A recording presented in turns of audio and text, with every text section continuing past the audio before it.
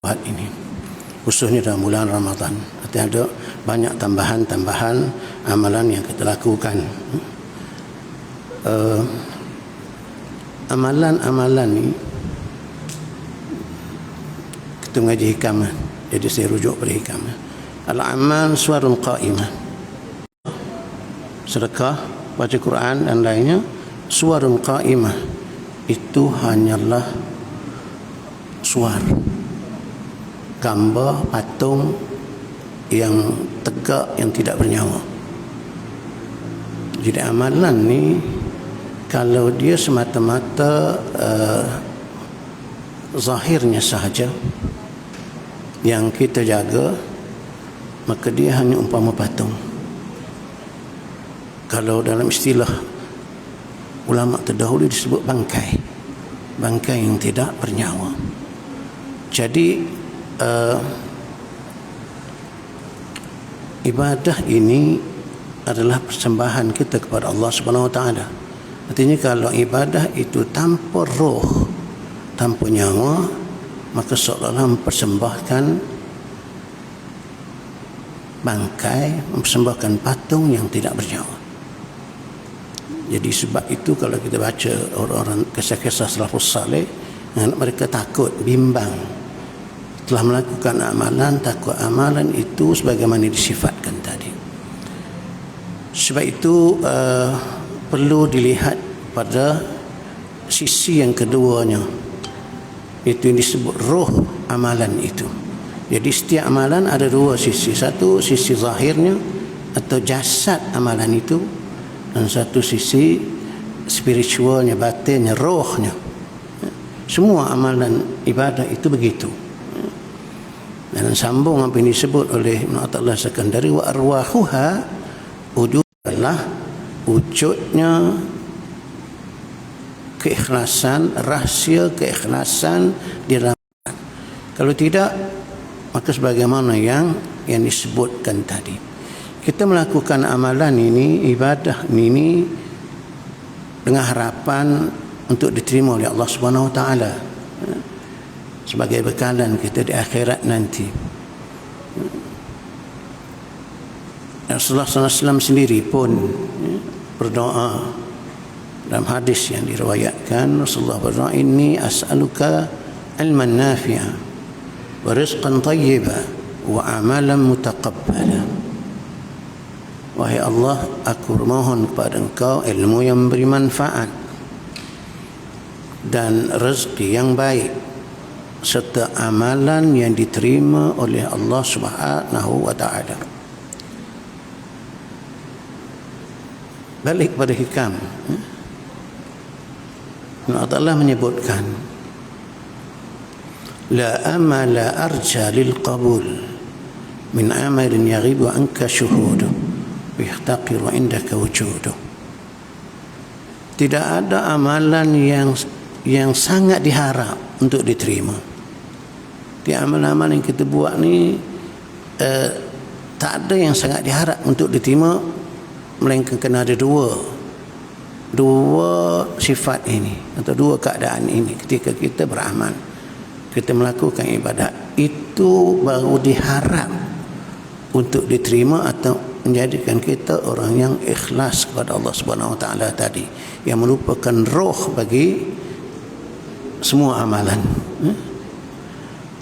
Apa dia? Yang pertama, la amal arja lil qabul min amalin yaghibu anka syuhuduh. Pertama, bila melakukan amalan mestilah membuang, menghilangkan. Dalam istilah itu disebut ghaib.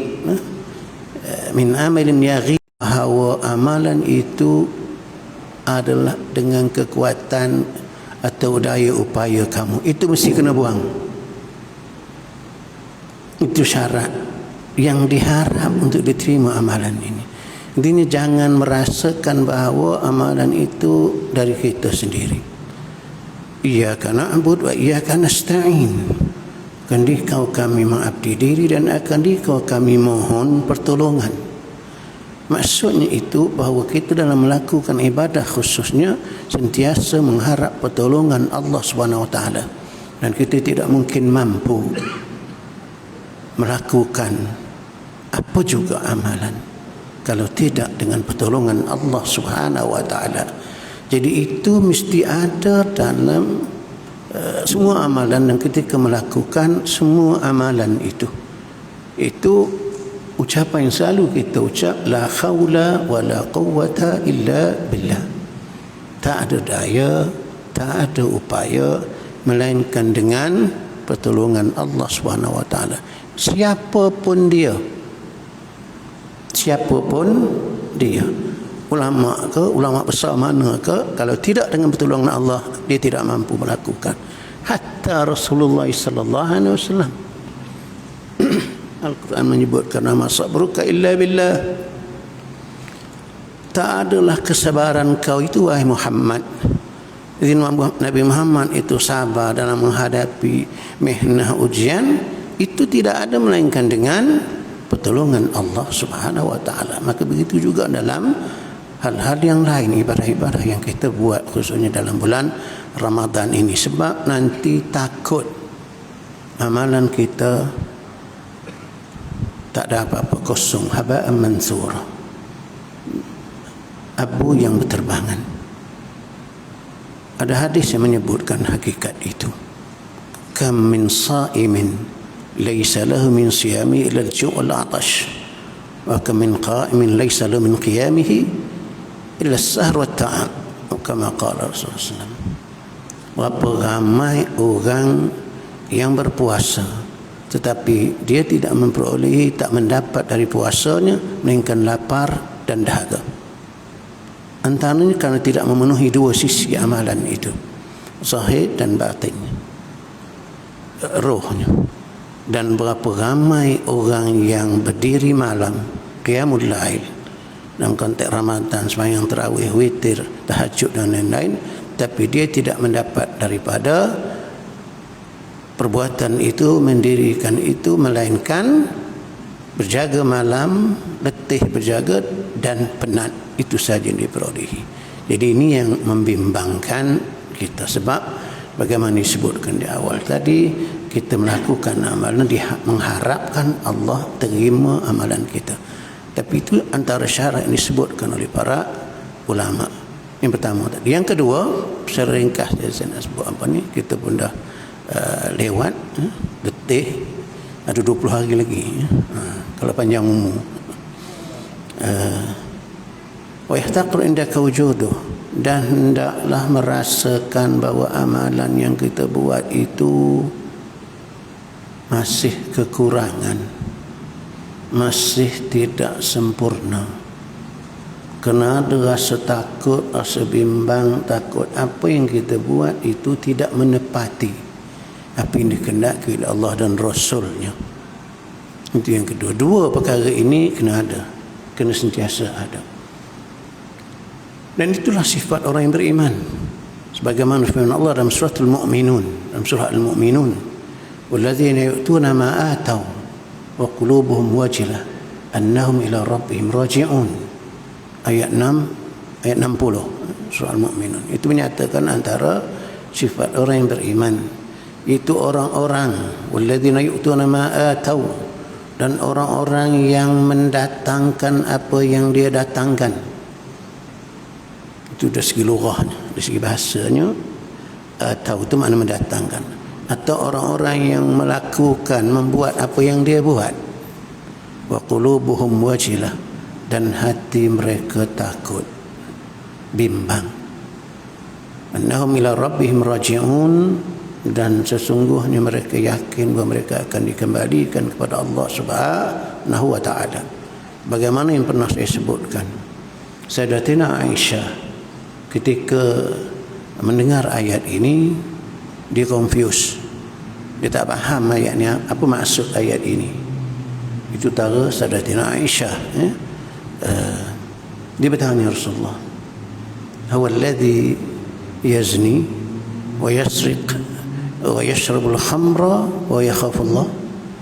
apakah ayat ini berkenaan dengan seorang yang beriman tetapi dia berzina, dia minum arak, dia mencuri, kemudian dia takutkan Allah. Jadi ayat ini menceritakan tentang itukah, tentang seorang yang dia beriman tapi melakukan kesalahan, melakukan dosa sebagaimana disebut dalam hadis itu, mencuri, minum arak, berzina, kemudian dia teringat, dia bertaubat, dia takutkan Allah, dia bertaubat. Apa kata Rasulullah? La ya bintas Siddiq, bukan itu maksud ayat itu, wahai anak puan putri Abu Bakar As-Siddiq. Tiba ayat itu bermaksud huwa alladhi yusalli wa yasum wa yatasaddaq wa yakhafu an alla yataqabbal Allah min. Ayat itu bermaksud yaitu seorang beriman yang sembahyang, yang berpuasa dan bersedekah, tetapi dia bimbang, dia takut kalau amalannya tidak diterima oleh Allah Subhanahu wa taala.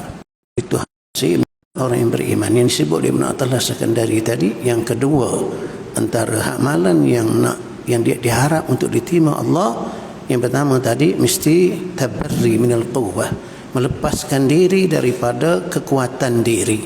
Jangan merasa bahawa kita punya kekuatan sendiri untuk melakukan amalan. Dan yang kedua, mesti melihat amalan yang kita buat dengan penglihatan kekurangan. Jadi terus memohon keampunan Allah SWT dan terus memohon agar amalan yang kita buat diterima Allah SWT walaupun penuh dengan kecacatan itu, insya-Allah, dengan kesungguhan kita. Karena Ibn Athaillah juga disebut, kalaulah sekiranya amalan ini hanya diterima yang sempurna saja, semua amalan kita akan ditolak. Sebab masih banyak kekurangan dalam melakukan amalan. Tapi kita mengharapkan rahmat Allah Subhanahu wa taala, kasih sayang Allah lebih balik di bulan Ramadan ini agar menerima amalan kita yang seadanya. Itulah harapan kita. Banyak-banyaklah berdoa tentang itu sebagaimana disebutkan tadi. Amalan ini penting buat kita, ibadah ini penting sebagai bekalan. Watazawwad, berbekallah kamu, dan sebaik-baik bekalan itu takwa. Takwa itu makna buat apa yang Allah Ta'ala suruh, tinggalkan apa yang dilarang. Jadi mudah-mudahan dalam bulan Ramadan yang mulia ini, semua kita khususnya yang hadir, malah amalan umat Muhammad seluruhnya diterima oleh Allah Subhanahu wa Ta'ala. Wabillahi taufiq wal hidayah. Wassalamualaikum warahmatullahi taala wabarakatuh.